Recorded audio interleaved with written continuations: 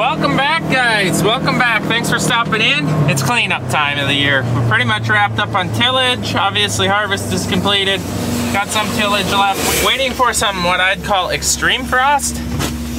So now it's just time to get information off the grain carts and blow them off, get the vast majority of mud off if possible before the wash bay.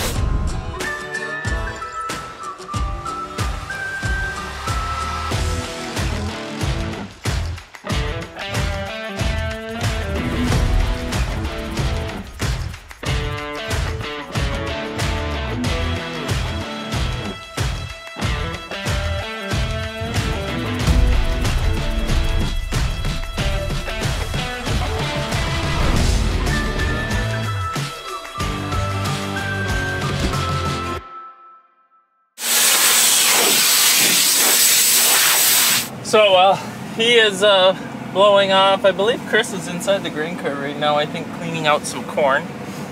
I am offloading, so all the storage, or it stores all the loads, all the weights, all the dumps inside the grain cart. So since we're hooked up again and have time, we are going to get it out of the, once you hook the tractor back up to the ISO bus, it all pops up in here. It's thinking there's lots of jobs and lots of loads. And we're gonna get it on a flash drive. You can do it, I believe, through their app too, but I find this just as fast. Then we plug it in the computer, and then we can have all our loads and everything on the computer. So that's a super nice feature. And then that's all the information that we use for crop insurance data, side-by-sides, varieties, you know, tells you all your yield information. The access hole is real nice. It is really nice. She all cleaned out already in there? Whoa! Whoa! Something about earmuffs. It sounds like you're talking so loud! You should have earmuffs all the time so you would talk normal level of voice. You're talking really loud. What? How are you doing, Ray? How are you? Going for a side-by-side ride. Alright, so they got you got it all cleaned up, huh? She's ready. She's ready. She's ready. So we're gonna go unhook it and maybe hook up to the other one. The mud was a little froze, did you say? Yeah, it was froze. So it didn't work the best, so we're probably gonna get the other cart in the shop tonight so that it can thaw out so cleaning is easier. Come on. Oh, Brody, look at the mud! It all fell off? Bring her back, Chris. Hydraulic powered jack, I love it. Keep going. There it is.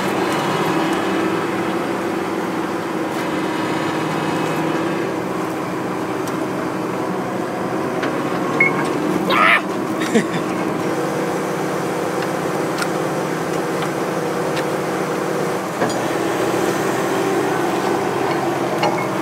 Yeah, so what we have here is, so a lot of this mud is pretty froze in there. That's rock solid plus frozen, so until it thaws out, I can't do anything with it. So that's why we're actually gonna get the other cart in the shop overnight, so hopefully cleaning is easier. I see we got leaking going on. Leaking, it's leaking. Looks like a fitting. Maybe. Did you wreck this? Yeah, you put the most hours in it.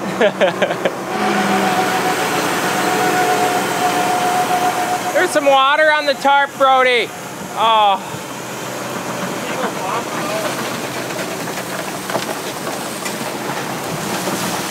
And this is why we get to gravel the yard every year, because it's got to rain when you want to go farming. It's just the hoses, it should be fine. That is tight.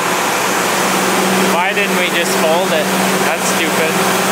Too lazy to hook it up. I think he's very nervous. It's looking like it's getting closer.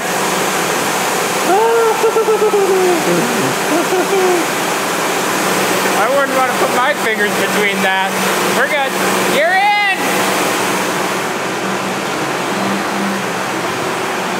Well, you made it in, so you should be able to leave at a high rate of speed and not even look. Wouldn't recommend. We should have just folded it. Need a joystick. Yeah, we took the joystick out, so we could have folded it using the solenoids, but... So are these all the flags that Chet mow over, or? No, the ones I mow over stay in the field. More junk. So we did end up taking the shields out of here that we talked about earlier. And as we were just talking about, they're still laying in a road ditch on the field we took these out in. We should probably go get those. They're very heavy. That's why they stayed there, because it was a two-man lift and we didn't have a pickup to put them in. Yeah, that's a lot of mud to clean out up in there. Good times will be had, I assure you. Nobody stole them!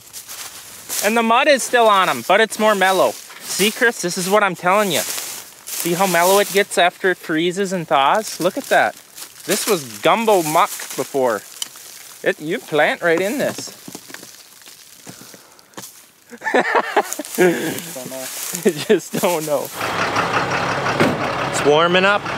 Can't believe it. I have to come and get the dozer after getting it all full of hog manure.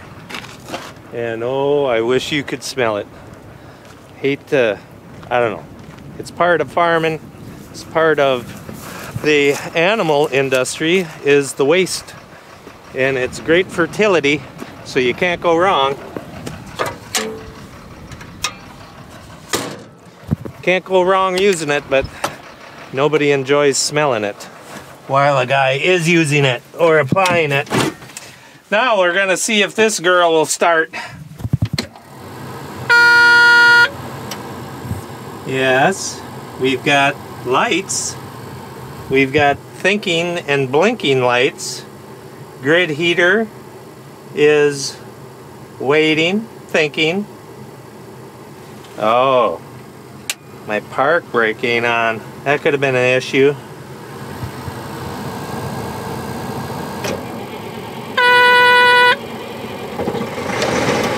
She's alive. So we're gonna bring this thing home back to the farm. It's deer hunting this weekend, so Minnesota is all gonna be blaze orange. You wouldn't believe it. It turns literally orange. People walking around, people sitting in trees, people sitting in stands. It's quite a scene. All in the name of trying to get the big one. It really doesn't matter to me if it's big or little.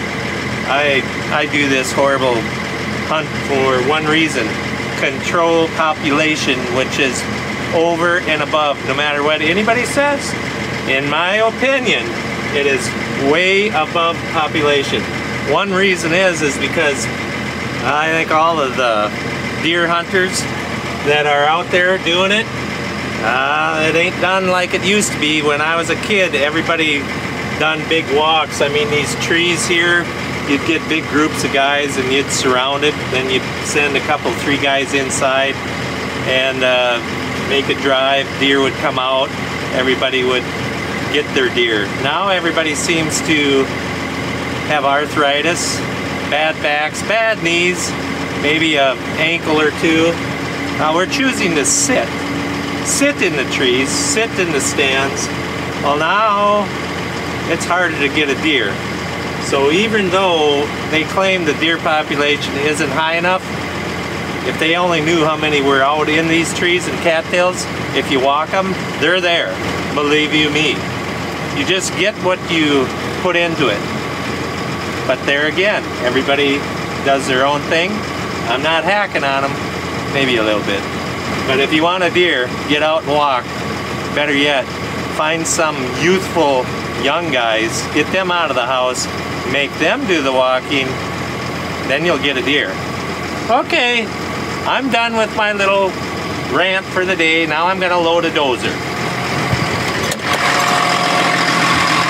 Right after I get the ramps up.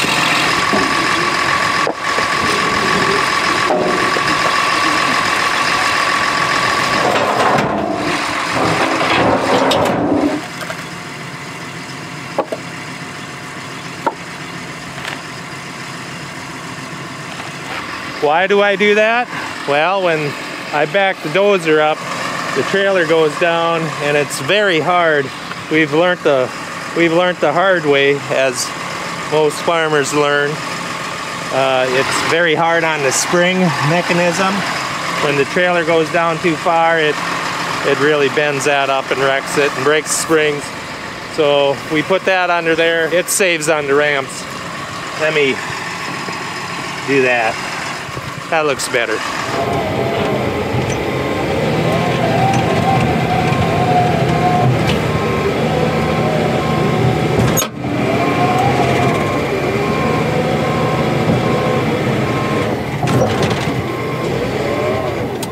It kind of chokes me up. I'm not gonna lie to you. That's a little sketchy at best.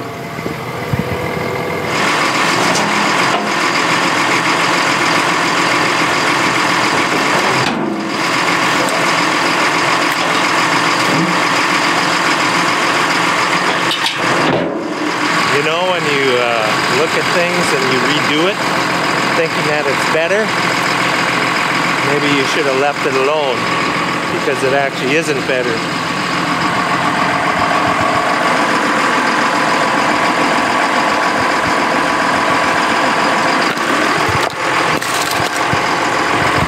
So that did not work, and I know that the trailer has a lot of squat in it.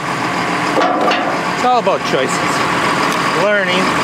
Now I've learned not to put the board sideways, because evidently that was like a too sharp, and it was like a, what is it called? You cutting wood splitter, a wood splitter, just like a wood splitter. Excellent. Well, now I forgot to bring my shovel, so we'll use our feet.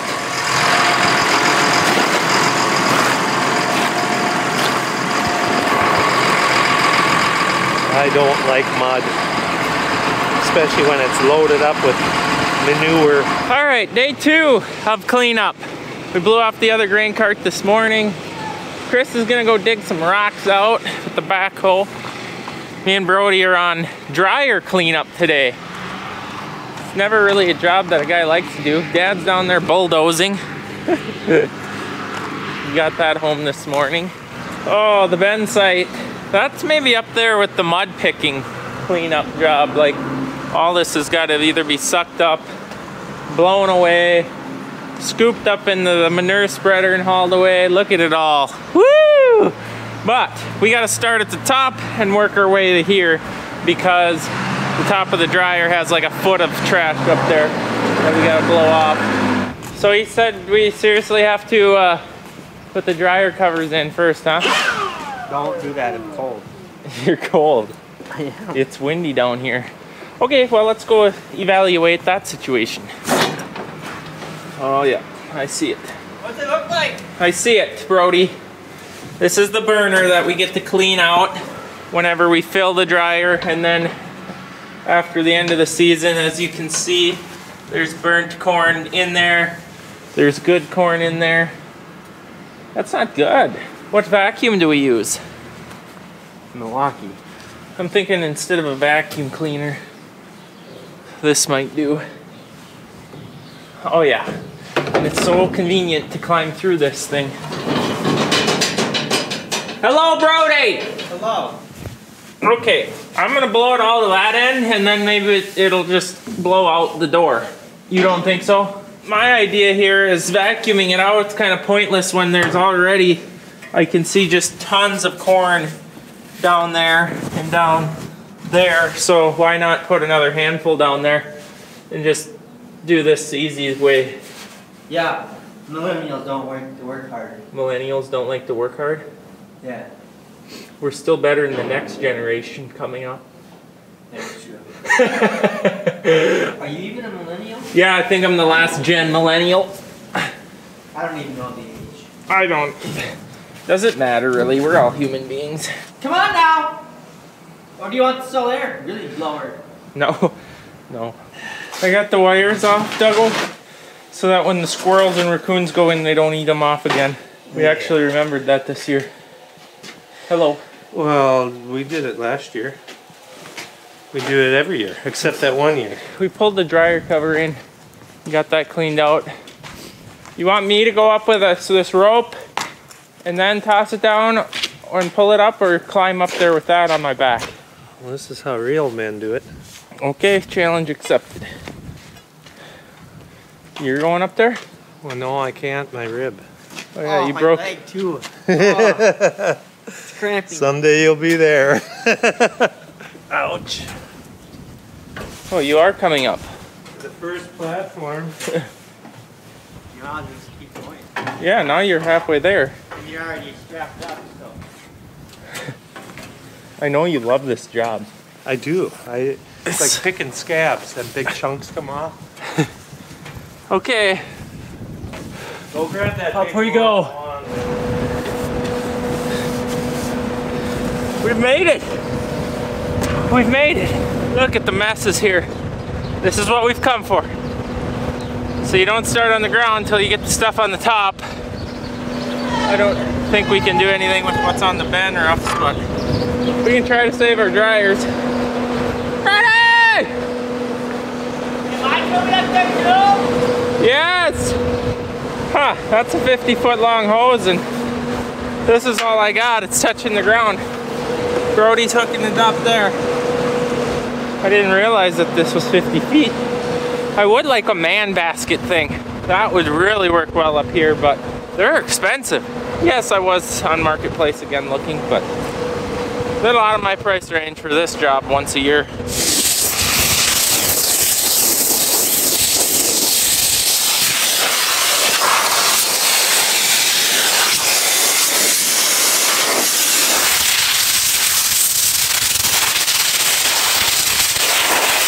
So basically the point of doing this is galvanized steel, and if you leave that stuff on there, that thick of stuff on there, it's never gonna come off.